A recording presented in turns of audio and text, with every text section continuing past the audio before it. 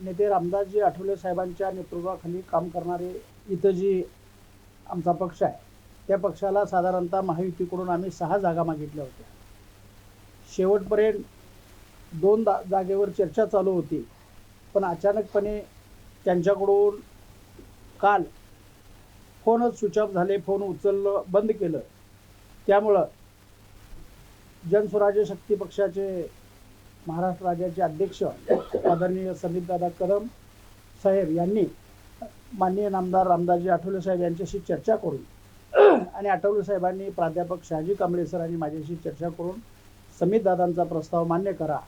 आणि कोल्हापूरमध्ये कोल्हापूरच्या विकासासाठी आणि कोल्हापूरच्या जनतेला विश्वास देण्यासाठी आणि कोल्हापूरमध्ये विश्वासार्हता निर्माण करण्याच्या उद्देशानं जनस्वराज्य शक्ती आणि रिपब्लिकन पक्ष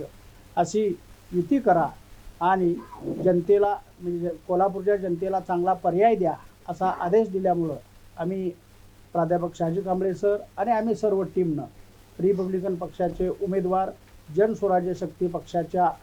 पॅनेलमध्ये ठेवून आम्ही रिपब्लिकन पक्ष आणि जनस्वराज्य शक्ती या युती करून आम्ही लढत आहोत.